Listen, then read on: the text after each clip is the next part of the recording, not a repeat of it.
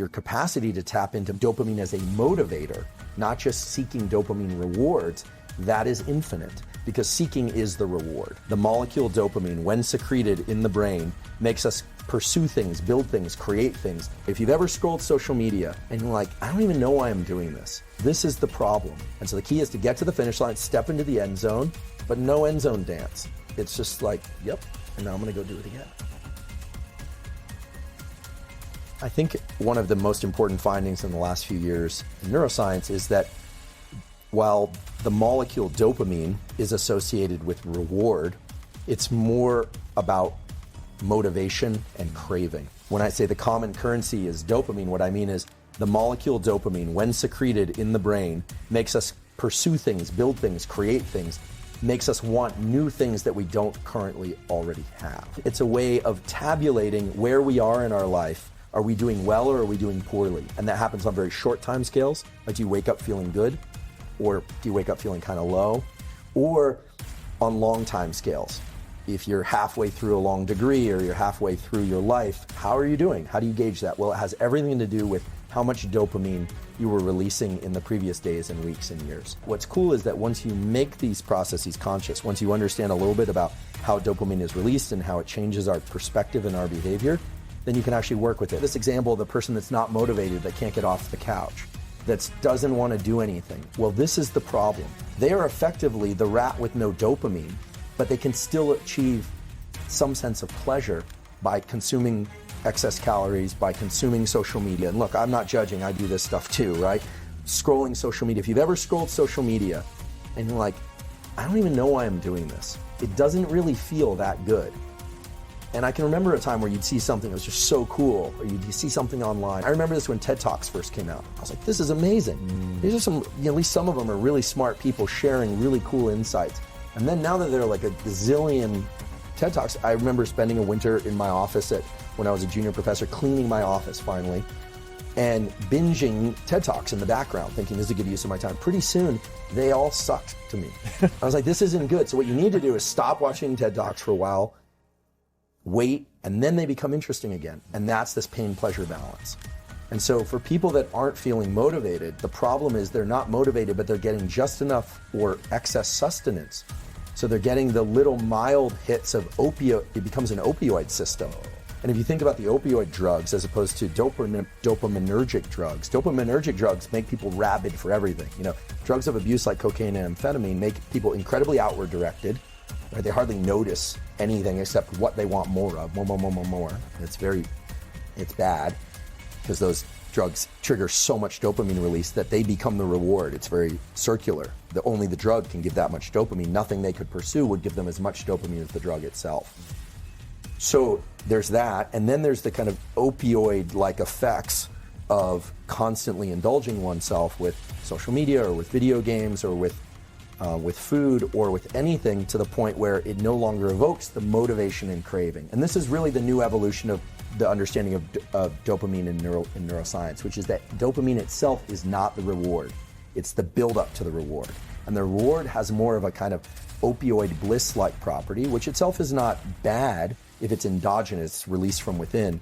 But when we can just sit there like the rat with no dopamine, gorging ourselves with pleasures, so to speak, what you end up with is somebody that feels really unmotivated, and those pleasures no longer work to tickle those feel-good circuits. And so there's no reason for them to go out and pursue anything. And that's a pretty dark picture. So the keys are to pursue rewards, but understand that the pursuit is actually the reward if you want to have repeated wins, okay? The celebration has to be less than the pursuit. And that's hard for some people to do. But if you can start to identify the craving as its own internally released drug, this thing dopamine, that is its source of motivation, then what you realize is that capturing the reward is wonderful, but attaching dopamine to the reward is actually a little bit dangerous. Celebrating the win more than the pursuit, it actually sets you up for failure in the future. And so this gets us right into something called dopamine reward prediction error. And reward prediction error is basically if you expect something to be really great and then it's not quite that great, your dopamine baseline lowers. And now understanding what we know about dopamine, that means that not only did you You feel as if you lost because it wasn't as much a celebration as you thought it would be.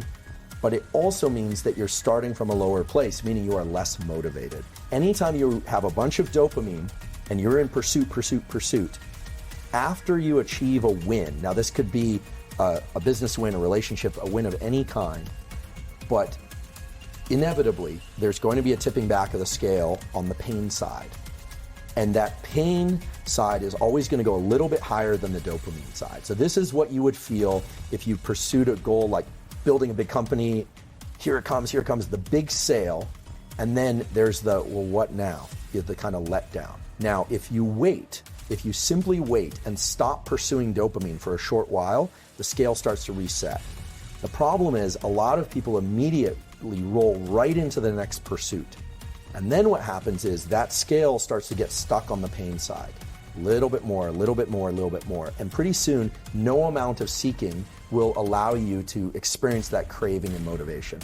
So what does this mean in terms of an actual tool? Well, first of all, if people can do what you do, they're going to be in a much better position in life. Doesn't matter if it's school, sport, relationship, any domain of life. If you can start to register, that craving and that friction and that desire, that almost kind of low level of agitation, sometimes high level of agitation, that is that I'm trying to impose my will on the world in a benevolent way, we hope, that's dopamine.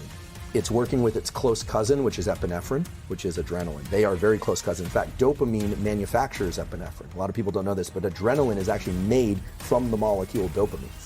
Okay, so those two are hanging out together. It's like crave and work. And then you get the win.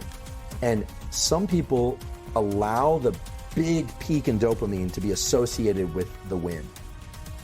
And smart people learn to adjust their celebration internally, right? This is all internal. You could throw the biggest party in the world, but as long as you're kind of laid back and looking at this, not letting yourself get manic crazy, you won't necessarily crash as hard, and pretty soon your system will reset. So that you take the day, you clean up the dishes, you relax, you go, what now? I'm feeling a little low. Well, rather than going out and spiking your dopamine again, just wait. Understand that the scale will reset again. Give yourself a few days where you're going to feel a little kind of underwhelmed. Things aren't going to be as interesting. It's going to be hard to trigger that big release because you just had the peak. Well, if you adjust that, you relax, you understand there's always a little bit of a postpartum depression. We sometimes hear about postpartum depression. That's a clinical thing, but there's always that kind of, today's not as exciting as the previous days. What am I going to do with my life? But then if you let it start ratcheting up again, then what you realize is your capacity to tap into dopamine as a motivator, not just seeking dopamine rewards, that is infinite. And I can say with great certainty that this is how you were able to build a big company and sell it, how you've been able to build a successful podcast and sell it, how you're constantly seeking, because seeking is the reward. And I think for most people, we think of the reward as the finish line. And so the key is to get to the finish line, step into the end zone, but no end zone dance. It's just like, yep, and now I'm gonna go do it again.